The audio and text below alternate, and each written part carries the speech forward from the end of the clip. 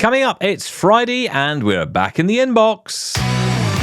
You're listening to Double Time, your daily accessible technology show. Now, here's your hosts, Stephen Scott and Shaun Priest. The daily accessible technology show are words I heard quite a lot during CSUN. Daily? You do this every day? And then, of course, that just told us they weren't listening. So we converted them to listeners through guilt. Well done. Yes. Pity listens. That's all we're looking for. Thank you so much. Actually, the words I heard was, they let you do this every day. Yeah. That's right. Slightly more dismissive. Mr. F. It's all his God fault. bless you, Mr. F. I think, actually, do you know what? Mr. F has his own fan club as well. We probably heard more about Mr. F than anyone else, Yes, quite frankly, that's when we were away with all the wonderful people we met who listened to the show. Hey, listen, welcome along. It's Friday. We're going to get into the inbox in a sec. We're going to pick up on a story, though, because yesterday we kind of left you hanging with, let's just say, a purchase that nearly went horribly wrong. Or at least horribly right. Well, yeah, I mean, it could have gone horribly right, but I wasn't intending it to. I certainly wasn't intending to buy this product. So we go into the Apple Store, right? We go into California's mall, because I guess there's only one. So, I went in there and, I went straight to the Apple Store, as you do. Took you along. Can I stop you there for 1 second? Honestly, this is like having a wait, conversation no, wait. with my wife. Shut Stop. up. And just as Wait, soon as I start talking, I get interrupted. Who's telling this story? I'm trying. Wait. Can I just say, Louis Vuitton, I believe he's known as, Gucci, Lacoste, Tiffany. Oof. I've never, even just walking past the shops themselves, I just felt unworthy. It was ridiculous. It was the most upmarket, classy shopping mall I've ever been in my life. Can I just say that? You went by Cartier, which sounds very Scottish when I say it, but yeah, Cartier. Cartier. Our friend Cartier. It was so nice. Orange County, very That's swanky. right. We were in Orange County where the housewives live. The real housewives Yeah, are. so you kept telling us. Clearly you watch Very. more of that garbage than anyone else. All right, sorry, I was just impressed. Okay, please, now continue. Oh, thank you. please. So I drag you along to the Apple Store, kicking and screaming, because I know you hate going in there, and there was no Microsoft Store to speak of. So, the Apple Store is where we went. And we went in, we had to play with the iPhone 16e. That was quite nice. Yes, it was. We knew it right away because it was the one that wasn't on the MagSafe stands. That was so funny. Yes, everything else was just hanging in midair, and that one was on its own little stand. That's the one. Which they actually have brought out a new stand. I think it's Belkin that might have brought one out, actually. And it's just for that purpose. So it kind of does sit almost like it's on a MagSafe stand. It's still in the same design as a MagSafe stand, but it's not magnetic. But instead it sits in a little groove because, of course, the iPhone 16e doesn't actually have MagSafe in it. So, yeah. But anyway, it's a nice little phone. Actually, quite nice. Funny. Nice little. Don't be dismissive. Like a nice little phone. A nice little phone. It looked like all the others in the 16 range now. I thought it was excellent. I actually preferred the style of it. I thought it felt a little bit like it almost had a case on it already. Yeah, you know what I said mean? that. Yeah, well, it's because you had gloves on or something. I don't know. Maybe it did have a case on it. I don't know, but I don't think it did. It was very nice.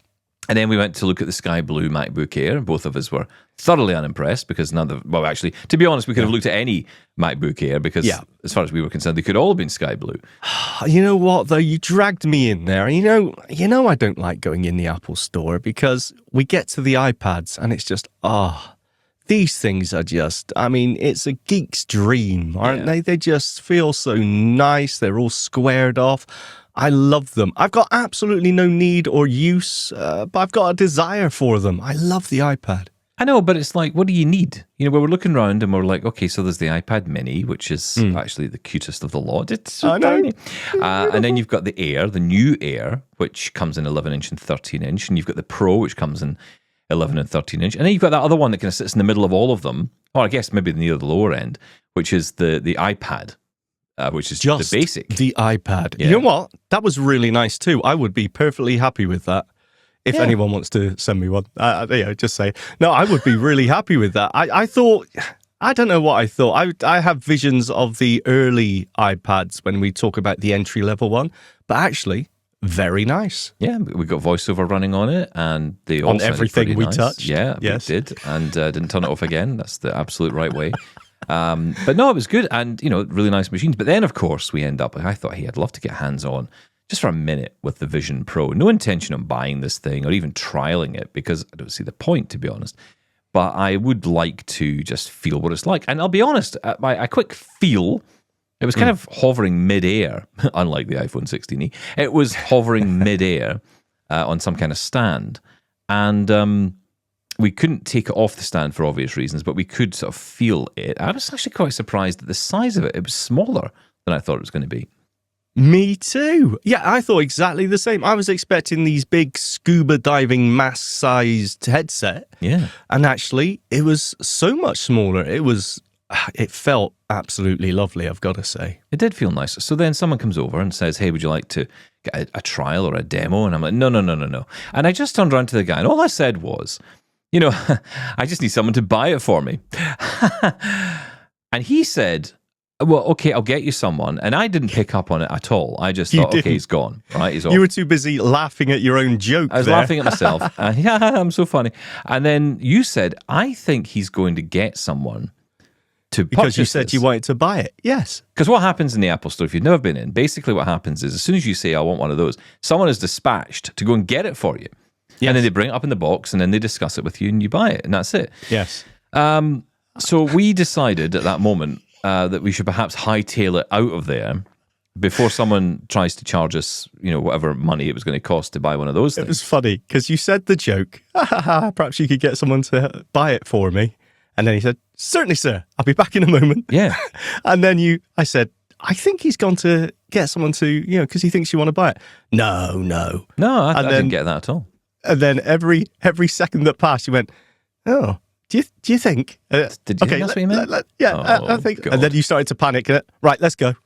And of course, then it was, if you've ever seen Titanic, pull another Titanic, which is sinking, out of an Apple Store. That is basically what it was like, us two trying to get out of that store. The canes quickly. were going window wipers forward and in back. car. Yes, yeah. It was like a pair of window wipers going out of there on high speed. Quickly, we're out of here. So we got out in the end and thankfully didn't buy anything and it was good. But that was a near miss.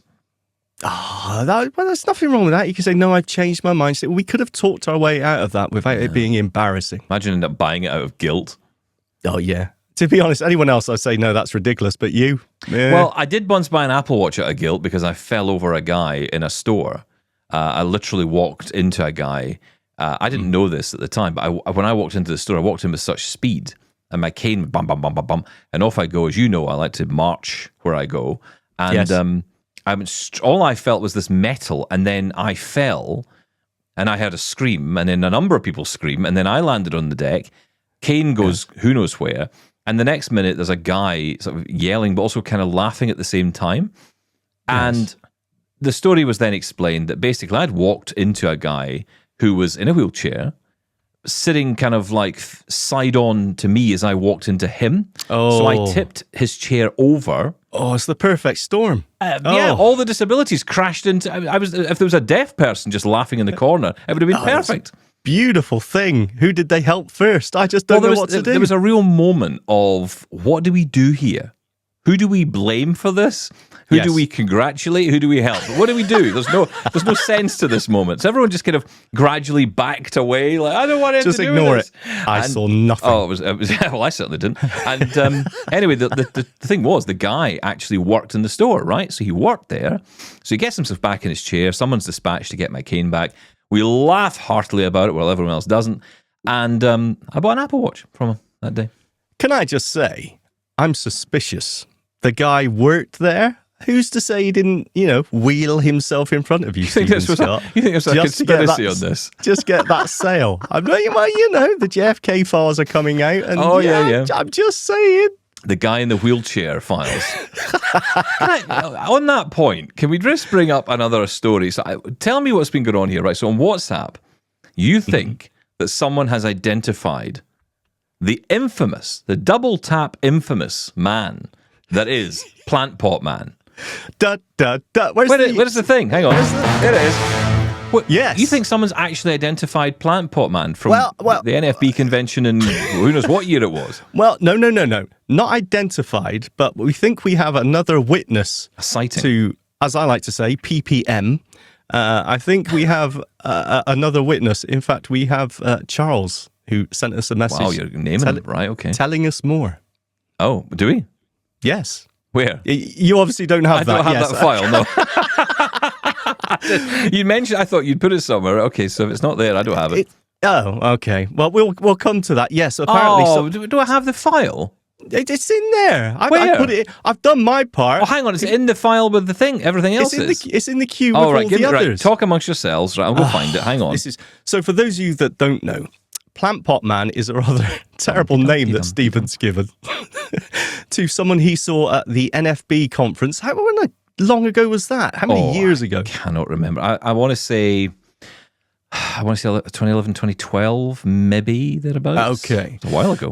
Which was someone who was obviously, trying to find their way around, and as Stephen says, was circling around a plant pot many, many, many times.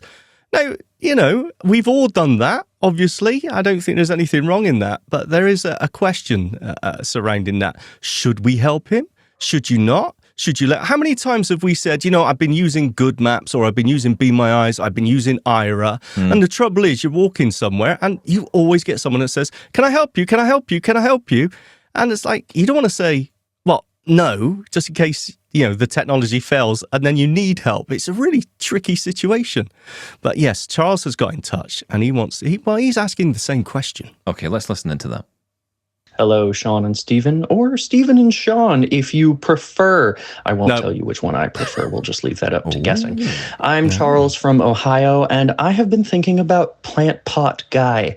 Stephen brought this story up recently during some of your CSUN coverage, and through the small world that is the blind community, I believe that my friend's sighted mother may have seen this event play out in real time. Wow. And I've been thinking a lot about it because in that episode, there was some talk about whether in a situation like that, would you like to be assisted or would you like to be left alone to figure out your mistake and to figure out how to troubleshoot the situation you found yourself in? I personally think that even though if that would have been me, even though I would have been in the middle of a lobby looking, silly, let's say, I think I would have preferred to be left alone to sort it out. And my friend's mom supposedly did this. She made the choice to allow this guy to maintain his independence and to try and troubleshoot his own situation. How do you guys feel about that? Was that the right call? Do you wish that somebody would have rescued Plant Pot Guy sooner? Do you wish you would be rescued out of that situation? Or would you maybe feel too embarrassed to know that not only has somebody seen what you're doing, but they feel so badly about it and they wonder if you are in such distress that they have decided to come and ask if you need help? I'd like to hear your guys' thoughts on this. Wow. I can't believe there's been a sighting of Plant Pot Man. That's brilliant. Never mind the JFK files. Never mind any of that stuff. There was someone on the grassy knoll. Yes, that's right. It was Plant Pot Man the whole time. There was a second person there to witness it. This is unbelievable. Wow. Okay. Well, I don't think we've asked this question before, though. Should you have helped? I think we may have, actually. But should you have helped him? What's the right thing to do here? Okay, well, here's what I did at the time. I did approach Plant Pot Man. Right. That's why I know he exists, because he spoke to me. Yes. And, it wasn't a plant pot. I mean, just to be very clear, it wasn't like me seeing a plant pot and thinking, well, that's strange. There's something weird going on around that plant pot. It's not beyond the realms of possibility. No. I've apologised to more mirrors in shops than I care to think of. Yep, cardboard policeman. Yes, that's right. That's a crack at that one. Mannequins. Yes. Yeah. Oh, yeah. I've bumped into mannequins and actually knocked one over and then apologised. And then tried to pick him up. And I'm like, why is this guy so stiff? Oh, right. Okay. Slow blind run out of the store. Yeah, exactly. Titanic, pulling Titanic whilst it's sinking. So You approached I approached PPM. PPM and I said, look, do you want some help? And he was quite, not rude about it, not aggressive about it at all. Just, no, I'm fine. No, I'm fine. And Perfect response, that was it. He seemed absolutely fine. Now, look, back then, I had more vision. So I took the view, why on earth would you want to be left alone in this situation? Why wouldn't you want me to help you or let someone help you out of this mess you've got yourself, or at least appear to have got yourself into? And when I think today about it, I feel quite differently. I actually do think I'd rather be left alone, because I actually do feel that way about a lot of situations I get myself into now, where I think actually I'd probably rather be left alone. Unless I really am stuck and then someone asks me for help, then actually, do you know what? Yes. Because I think there are days, I was talking about it a couple of weeks back, I was talking about going to that restaurant with my wife and we were meeting our friend, and I was trying to get the app going. Remember that? I was telling you I was trying to get the app working and I couldn't get it. I'm going to look at the menu myself. I want to do it myself. And I did. I wanted to do it myself. I mean, it was, yes, of course, someone else can read it to you. Yes, of 6 course, all that hours can be done. later, no one's eaten. But it's Stephen's still trying to get it to work. Well, people keep saying to me, oh, you never spend any time playing with that. No, because everyone else does it for me, so I don't need to bother. And that's the point, right? It's like, no, I want to do this thing by myself. So I get it. I actually do get where Plant Pot Man came from here. I love this. Can I just say? I love the Plant Pot Man thing. I do. Should we be nervous about saying Plant Pot Man? Does it feel like we're ridiculing him? Because I want to say right now, absolutely not. I'm not ridiculing him at all. He was literally walking around a gigantic plant pot. I didn't know what his name was, so I called him Plant Pot Man. Yes, and look, absolutely. It's just logic. I do that all the time. What, call people Plant Pot Man? No. All right. Just get lost on things. Yeah. Oh, not ridicule. No, please, it's not a ridicule. I know. Ridicule. I just want to make that clear, because I don't know. Some people may take it that way, and it's become a bit of a myth. It's become a bit of a myth. Although now we know that someone else had seen it, so it wasn't an urban legend, right? I mean, it's real. But the point being is that no, it's not a ridicule. What it's about is there was a situation where this person, and he does. I mean, this individual doesn't realize it, but he's kind of created this huge debate, I guess, around: do you help someone? Do you want the help? And if you offered, should you take it? And I think it's all very individual. But it comes. But I've got to say, it's taken me 10 or so years to kind of realize that. It's so funny that you brought that up. I was going to bring that up as well, because during the days where I had some usable vision, I would have thought exactly the same. Why on earth would you not accept help in that situation? But now I'm on the other side of that fence. Absolutely, I can see, you know what? I want to work this out. Mm-hmm. I want to be able to, maybe he was mapping it out, maybe whatever it was. Yeah. It's just, I want to get the layout of this room. And when you get to a certain stage, I don't care how people perceive me. I don't care if people are looking at me saying, well, what on earth is he doing? Or you look silly. Honestly, I don't care, because next time I come here, I've got this map. This is for me, right? So, yeah, I think that is such a valid point, that your perspective changes as your vision does as well. And again, look, I've got nothing wrong to say. Are you all right, mate? Do you need help? No, I'm fine, thanks. Move on. Yeah. Absolutely fine. No awkwardness in any direction. No one should ever force help onto anyone. Yeah. All right. I think the worst thing that could have happened there is for me at that time, or for someone else to sort of just say, hey, listen, just give me your arm, come on, and try and take, because first off, like you say, you don't know that person's situation. They could be waiting for a call. They could just be standing there and thinking, hey, I'm just going for a little walk, where I am. I mean, you don't know the situation. So there's that aspect of it. But I would almost imagine that my experience and my feeling about that moment, if I was Plant Pot Man in that moment, and say you charted that situation every single year from then till now, I think my reaction to being asked for help and thinking if I need help would have been different every single year to this point. I would have gone from, yes, please get me out of here, to, do you know what, I think I'll try and find this myself, but stay nearby, to leave me alone, and onwards. And and then that would, and what happens, I think we harden at certain points where we do get to that, no, leave me alone. And then you actually soften again. I feel this anyway. I feel now when people offer me help, I'm like, hey, listen, thank you so much, but I'm great. I'm always thankful for the help. I always try, because I think when I see people, especially people online, and I know often we get annoyed people online, especially social media people who will say, stop asking me for help. I'm fine. I know what I'm doing. Blah, blah, blah. I'm perfectly capable. I think what we have to realize is those people are probably in the place we once were. They're in the angry phase.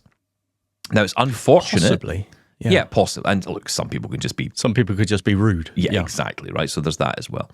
But I think there's a lot of people who are probably still in that anger phase, and I get it. I totally get it, because I was there too. I was frustrated. I still am some days. Angry. Yeah, exactly. And that's the thing. It doesn't go away. It doesn't stop happening. And I know people who listen to the show, when we talk about these things, they really do listen up, because they feel exactly the same way. And I get many, many messages from people who say, I'm so glad you talk about this, because this is the reality for a lot of us. Sometimes you do get through it, and you will get through it for a day, and then you have a week of just seething anger. Yes. And I know, I absolutely get it. I do. And I think that's why it's important to acknowledge it, because a lot of people feel that that's not appropriate. Family will always be the first to say, oh, no, don't feel that way. No, everything's fine. And it doesn't help, right? You still feel the same way. You still feel how angry. you feel. Yeah, it's fine.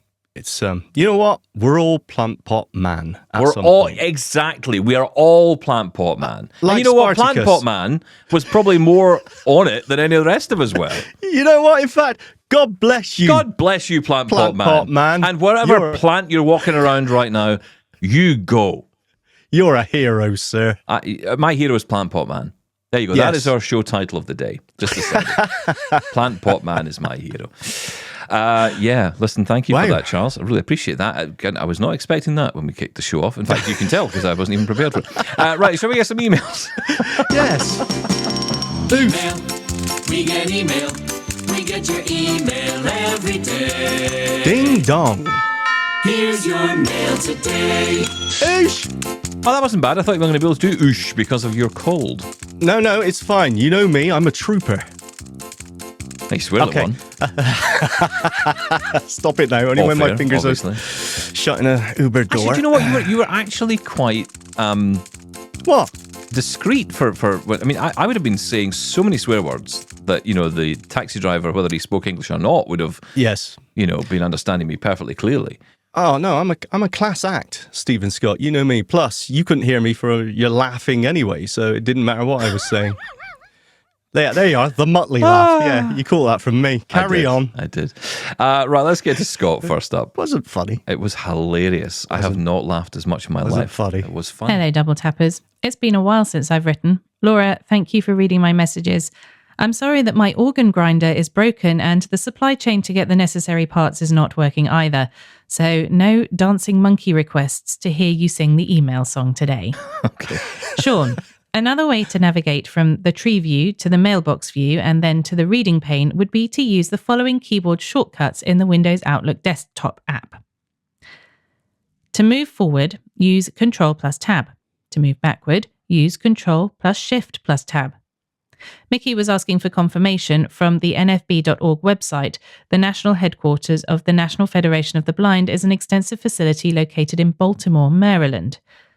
The building, which encompasses an entire city block, was named the Jernigan Institute in 2004.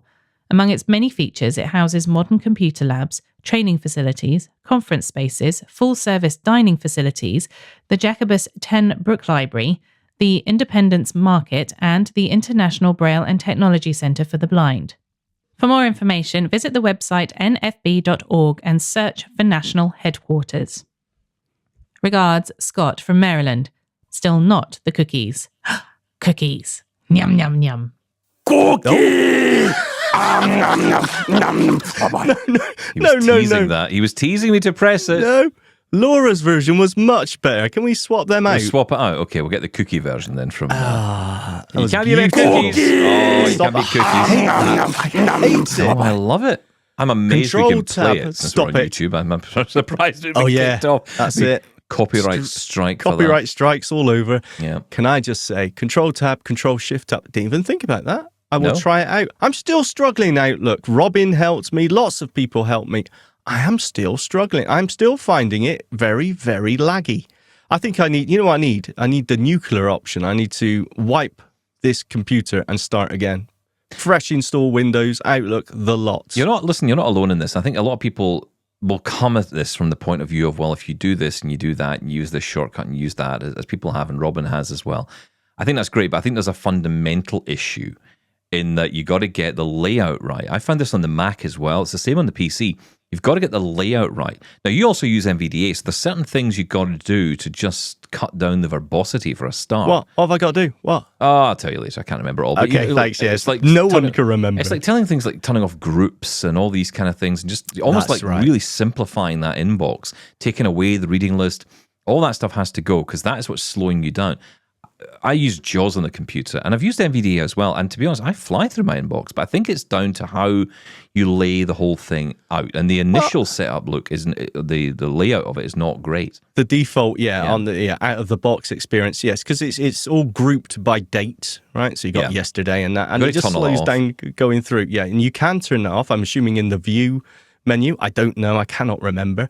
And I've done that, and actually. Going through the list of emails is absolutely fine. The problem I'm having is, well, firstly, when I open an email, if it's in HTML, I tab and it takes about 5 to 10 seconds to move on and read out, a link or something like that. Yeah, that's it's really slow. And it's the same in calendar. Just moving between appointments, it's just really laggy. So I don't know what's going on there. And it happens on all screen readers, narrator, JAWS, NVDA. So that's interesting. Right, okay. I need to...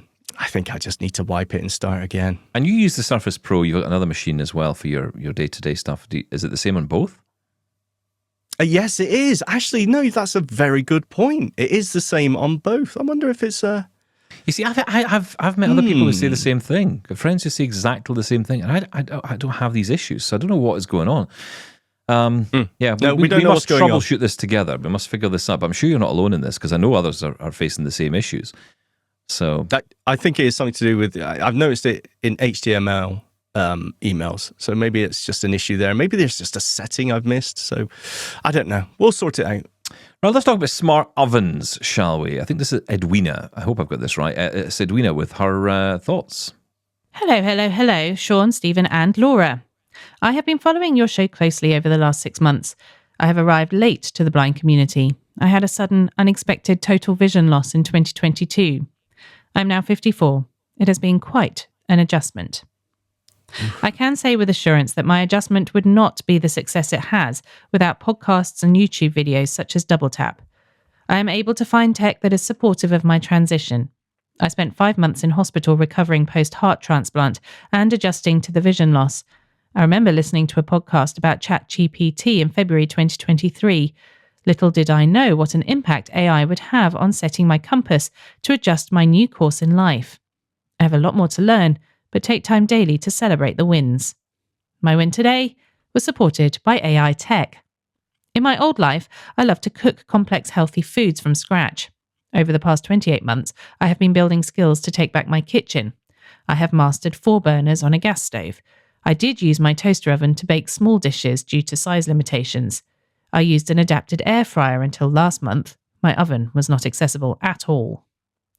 I have been on a quest to find an appliance that will replace several small appliances on my counter. After hours and hours of research, I settled on a Breville Smart Oven Air Fryer Pro. There is a QCR code to download the app. Full disclosure, my partner was so excited for me that he set it up. We basically plugged it in and then downloaded the app. It has taken me a couple of weeks to get used to the application. However, I navigate easily to set cooking modes, temperature, and cooking time. It is fantastic. I love it.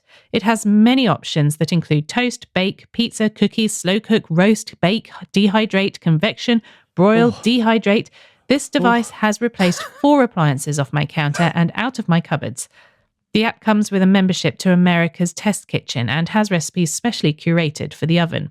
These recipes have an autopilot function, so you do not have to set anything other than pushing the autopilot function. You do have to physically start the oven after you've pressed start on the app for safety reasons. There are no tactile markers for the start button. However, it is very easy to find right below the display panel off the right corner. I would give this product a 5-star rating. We did buy on Amazon at a Boxing Day sale for just over $600 Canadian. We chose the 4 payment option, which made it super affordable. There was no price difference choosing this option. I'm celebrating a return to baking today. I made banana bread. It has been a return to the little things that have been my greatest milestones. I am impatiently waiting for my new guidance cane in the fall. I live in a northern BC Canada community with very limited access to orientation and mobility training. I believe this cane will help me gain my confidence with the skills I have to date. Thank you both for such an informative and funny show. I rarely, if ever, miss a show. From the Queen of the North, Edwina. Queen Edwina! Thank you, Your Highness. That is such a cool recommendation. And you know what? It's funny, Stephen, we were just talking about this today or yesterday. We were talking about those small victories, right? Taking those little wins. Everything is important. You've got to recognize those little wins, no matter what. It may mean nothing to someone else, but it means everything to us. It's building blocks, isn't it? It's building blocks for a lot of people to get back to the life they had. Yeah. They want to get back. And, I love emails like that because, and I really appreciate you sending that email in, Edwina. I imagine, and it's kind of like what we were saying before, right? A couple of years ago, you may not have been able to write that. And, just look how far you've come to be able to do that. That's incredible. And, you've done an amazing job in and it's led by interest, it's led by desire. Because, we don't want to just sit around and do nothing. We want to be doing stuff. It goes back to that point. I want to do things. Yes, of course, I can always go to a shop and buy a cake. If I want a banana loaf, I'll just go buy one. Okay, yes, that's an option. But hey, I used to bake. I used to love doing it. So why can't I? And this is where tech can help. Now, we saw a product at CSUN, which a little bit different. I mean, I know nothing about cooking, Edwina, so I'm not going to pretend to understand any of this stuff, except for the fact that I, can burn anything in an air fryer, and I do regularly. And chicken skewers at the moment is Shaun and I's thing. I don't know what we would do without these chicken skewers, but loving them. And there was an oven that we saw, a smart oven called the Brava. Now, it's been picked up, actually, a couple of people have mentioned it to me in the past, but never seen it. Hadn't heard of this company because it's predominantly US. They are trying to get out of the US and get to other countries as well and be available in other countries. But this was a smart oven, which again is app driven. So, I'll be honest, I kind of want more devices to have this built in rather than having to use an app. But you know what? I'll take what I get at the moment as long as the app is working and it's accessible. And, clearly you're finding that, Edwina, with the Breville, which I'll be definitely checking out. I didn't know even such a thing existed. I know there's more app-controlled devices like this now, but I didn't realize we'd moved quite You're so always far. taking that gamble, though, aren't you? Because I thought as soon as we got to app-controlled devices, this is it, this is the big change. And it kind of is, except accessibility of these apps is very hit and miss, so it's always a bit of a gamble. So I'm glad to see that Edwina can use it. Well, it's a small market, right, of blind people buying these products. So it's kind of almost like there's not that many people trying it. And then what will the feedback be? Will everyone feedback?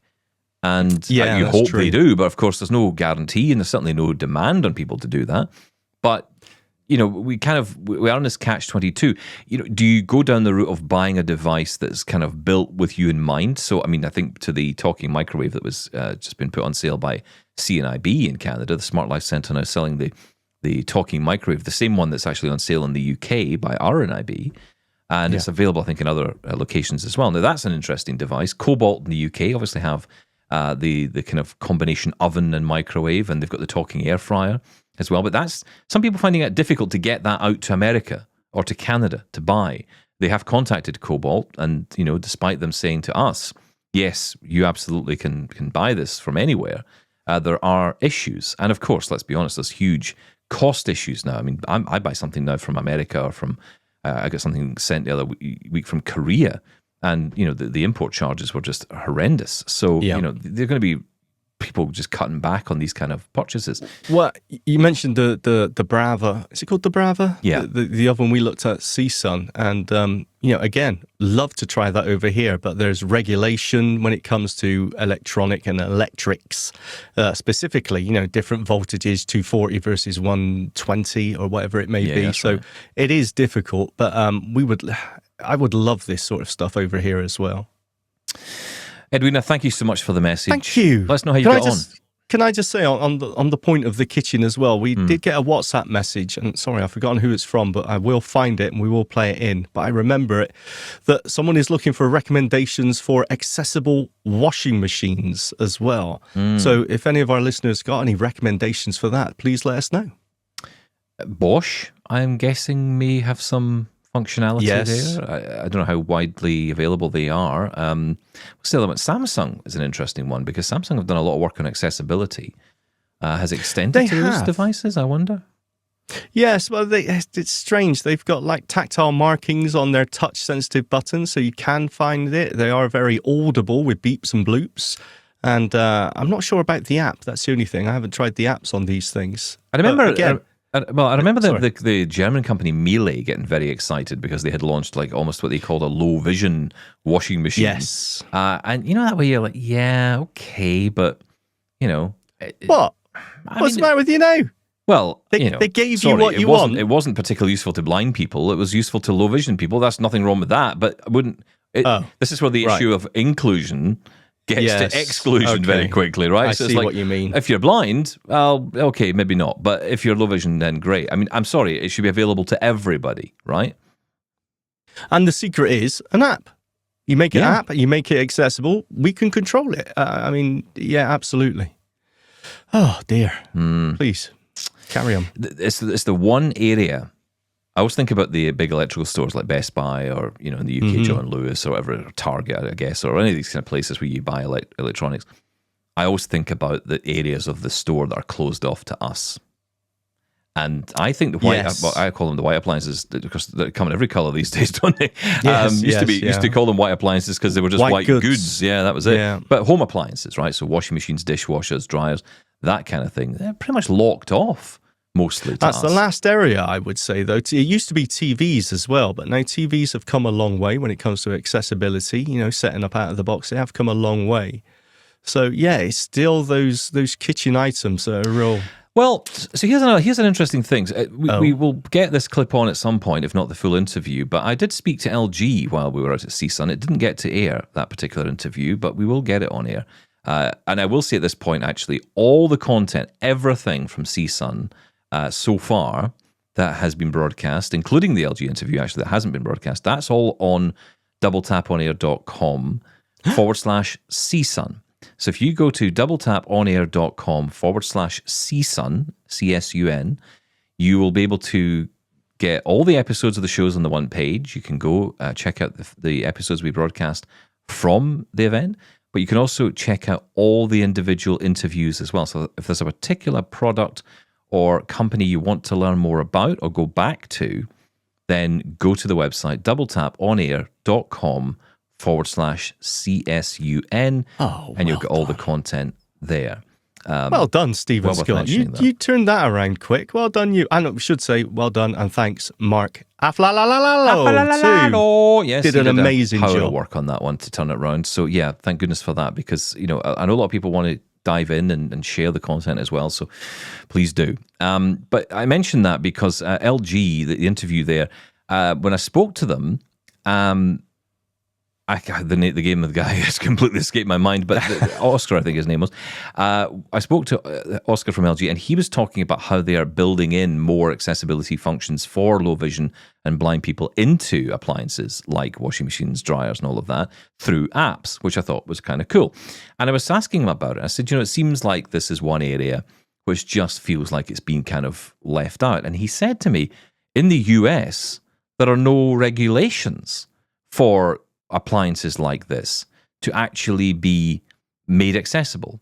Unlike televisions, unlike computers, unlike other devices, it doesn't appear, according to him anyway, there are any regulations to force manufacturers to do anything. So he says the work we're doing at LG is kind of because we wanted to. I don't know what I think about that. I mean, it's good in one sense, and it's like, well, yeah, but we kind of do need the regulations then. That would explain why this area of Best Buy is closed off. It answers the question, carrot or stick, right? I mean, you know, the TVs didn't really change until they were forced to. So, you know, legislation is always the answer, sadly. I would have thought that there would be some kind of provision or something in there. Oh, I don't know. I can't keep up with it all, to be honest. I don't know. I wait till someone tells me there is or there isn't. Yeah, but there you go. Anyway, as I say, you can check out that interview and plenty others on the website. Let's go to Greg, who wants to, say things. Hi. Since Stephen says he's bored when everyone agrees with him, well, I'm still here. Where I live, audible crossing signals are rather rare. Of over 100 or so traffic lights in our community, exactly 2 have audible crossing signals. So our local government should be paying for the OKO app, in my opinion. But my local government also has inaccessible websites, despite the legal requirement to provide them. The battle over accessibility goes on and gets rather tiresome. I like the model Be My Eyes uses and NVDA uses and OKO tried to use. We have long suffered the blind tax, and you rail constantly about the high cost of specialised tech, so it seems intellectually dishonest to urge specialised apps to charge us for abilities that sighted people can do for free. I give thanks to Microsoft for Seeing AI and all the corporate sponsors of NVDA, Be My Eyes, and all those volunteers. You frequently mention personal assistance, which is something I don't believe we have in the US. Every country is a bit different in their approach to blindness and disability. The US body politic, by and large, has a fear of anything that smacks of socialism that other countries are more open to. We in the US are fortunate to have the NLS book catalogue, as well as Bookshare. Other assistance varies widely from state to state. IRA has done a fairly commendable job of finding access partners. I don't personally use them, as I am lucky that everyone in my daily life is sighted and helpful when needed. But specialised apps as well as specialised hardware are 2 sides of the same coin. They are expensive, but the cost to us as the end user depends on who pays. If it's something everyone needs to pay for, so should we. If it's access to something everyone else gets for free, so should we. Regards, Greg in Pennsylvania. Yeah, and to be fair, when it comes to the OKO app, that was exactly the opinion of the developer as well. He did not want to start a subscription model for this. He said that when we interviewed him the first time round. He was quite keen for it to be available because no one should pay to cross the road. But of course, there is a reality. And look, when you talk about Microsoft, or you even talk about HumanWare, or you talk about any big assistive tech company versus a major mainstream tech company, there's money there. There's money to support. But that's not the case for small developers. And I don't think we can expect... And you say it's intellectually dishonest in some ways to suggest that it's okay to pay for one but not the other, or at least not as much for one versus the other. It just doesn't add up to me. It's a false equivalence. You can't compare a single person or a small team of developers to Microsoft. The resources are vastly different and more available to one than to the other. So yes, I expect Microsoft to keep Seeing AI for free. I expect it of them. I don't expect a small developing team of 2 or 3 people to be able to survive with very little to no money at all. You're right, there are other models, that's true, and some companies have done that, but the problem is they're all chasing the same dollar. I think, and it was a key theme, I think, at CSUN this year, which has come up, and it's kind of starting to happen in the mainstream tech world as well, and that is collaboration. We're starting to see more companies start to get together. And I think that's the smartest move.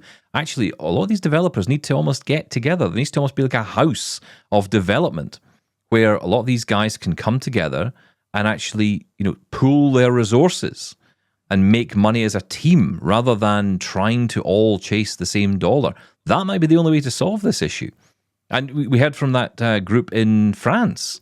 We spoke to an amazing group in France who are doing this, the Campus Louis Braille. And that's exactly what they're doing, right? Well, it's maybe a slightly different reason behind it, but they're doing it to encourage developers to come up with ideas and products for blind people, but it's all under the same roof, literally under the same roof. Yep. And that's one example of how this, I think, could go. Collaboration is going to have to be the way we do this. And I think even over time, the way the world's going and the way the economy is going, as we were saying the other day, I wouldn't be surprised if we see more mergers between even big assistive technology companies. That would be a smart thing to do, I think. As for the costs of these devices, look, I have my opinions. I have heard many others' opinions. Off the record, I hear a lot of people who say, you know what? I don't think these Braille displays should cost what they cost. And these are smart people. They're not me. I've been saying it for years. I've been saying it because the price just doesn't seem to equate to a right number for me. And it seems smart people who are not me think the same. So I'm tend to stick with my argument that it's still too high. I think Greg brings up something interesting, an interesting conversation about, he mentions there, why do we need to pay for something where the sighted people get for free? For example, the ability to use a crosswalk. I agree. Do you, though? I mean, is that okay? I'm thinking off the top of my head. I haven't got an opinion either way here.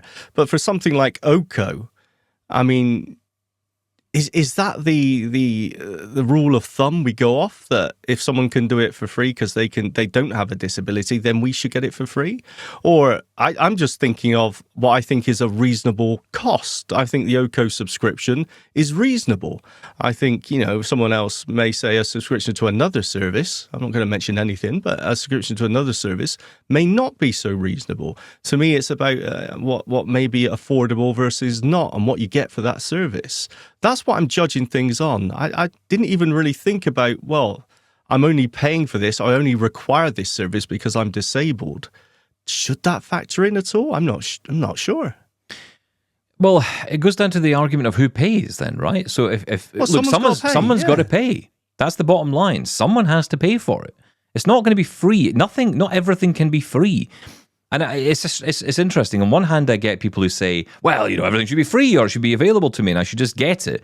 And at the same time, perfectly happy to spend 10 grand on a Braille display. I don't get the connection here. It can't be both. It's got to be one or the other, surely. And if you believe that everything should be free, then really what you're saying is someone else has to pay. Who pays? And that is going to be the biggest challenge. Who does pay? It's interesting. The Congress, when Joe Biden was president, had brought in this $10 million budget essentially to pay for the Monarch from HumanWare and APH to get it into schools. So $10 million to get these devices into kids' hands.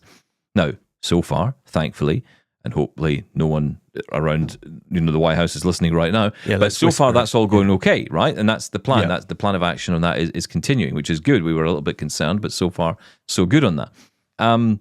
But the reality is someone has to pay for that. And would those schools be able to afford those devices if they didn't get that grant from Congress? I don't think so. Not. No.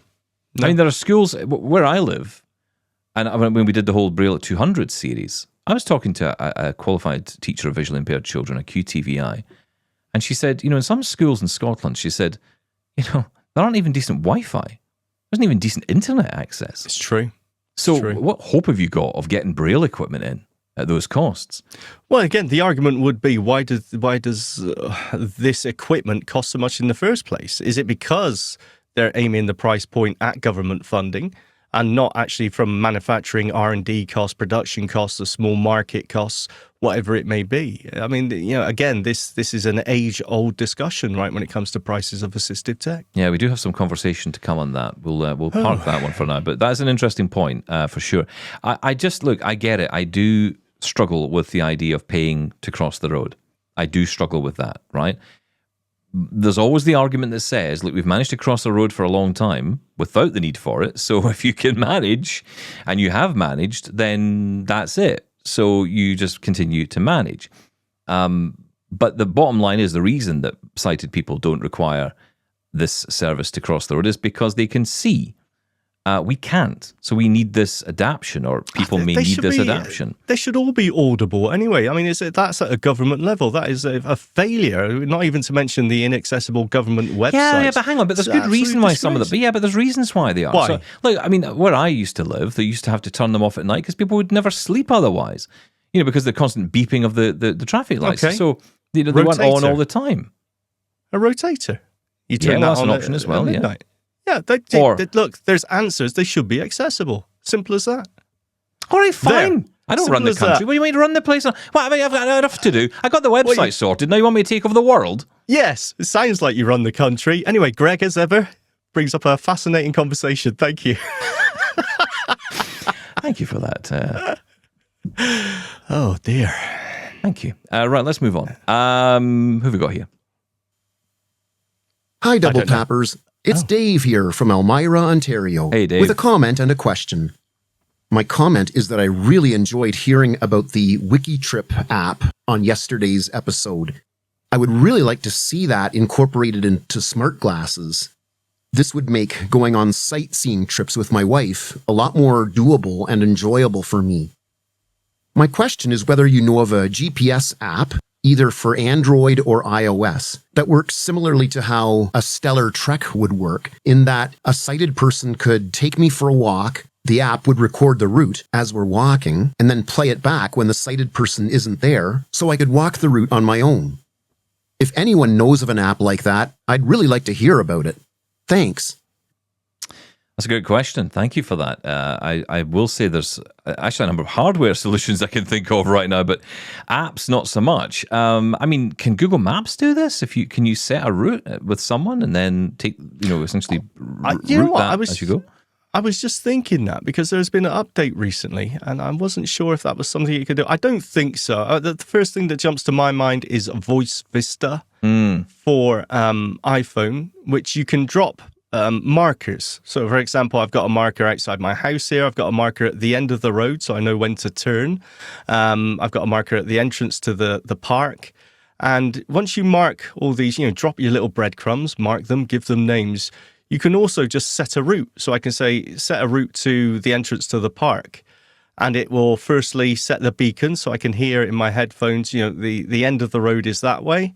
And when I get there, the beacon will automatically switch to the next one on the route, which is quite handy. That may be something to look into. I'm not sure if Soundscape also has that feature or if that's Voice Vista exclusive, but I'm sure there's others out there. But I that's the only one I can think of at the moment. Yeah, because the only time I ever came up against this was the HumanWare Stellar Trek, which is an interesting little device because it kind of works in the same way. You will go out with someone and you walk the route. This is hardware, though. This isn't an app.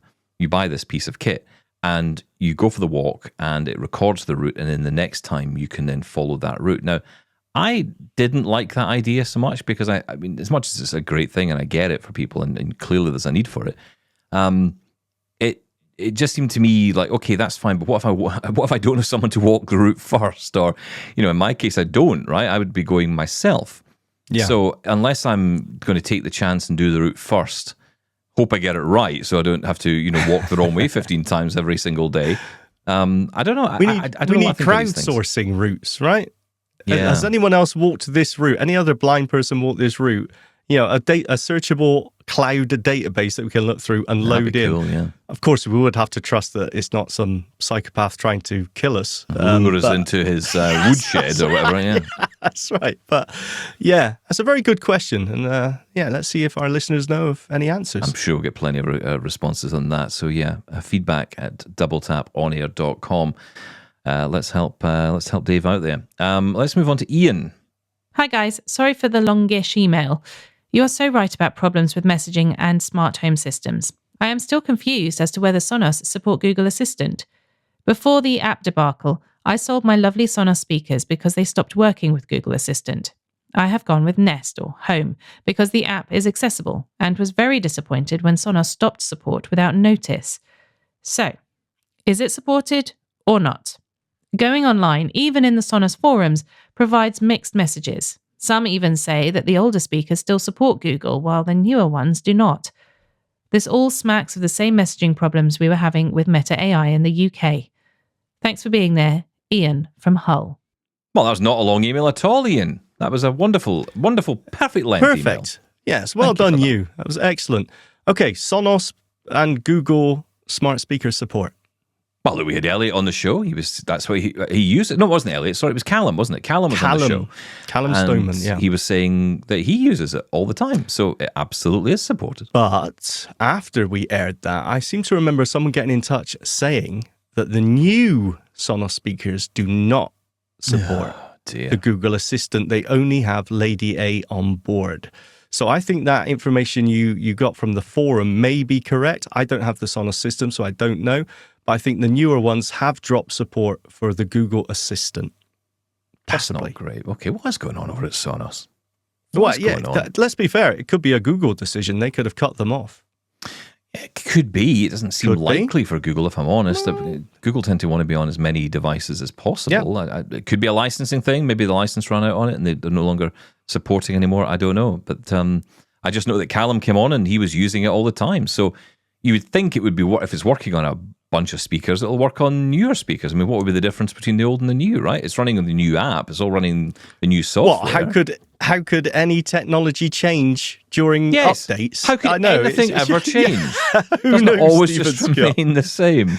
If any of you out there have the Sonos systems and you know the answer to this, or you have an older one or a newer one, let us know.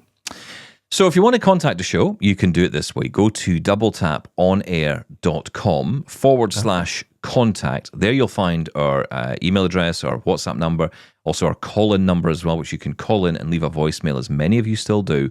It's funny now people say to me, why do you have a phone number? I'm like, because I want people anywhere in the world to contact us without having to have a smartphone. So yes, absolutely get in touch with us that way. Of course, we have all the information available on that website, doubletaponair.com/contact. And if you add or do /CSUN, you'll be able to get all the CSUN content there as well. So check that out. That is it for us for this week. No extra special one this week, although actually I know some people were a bit annoyed because actually the Saturday show ended up being the Monday show. And I know.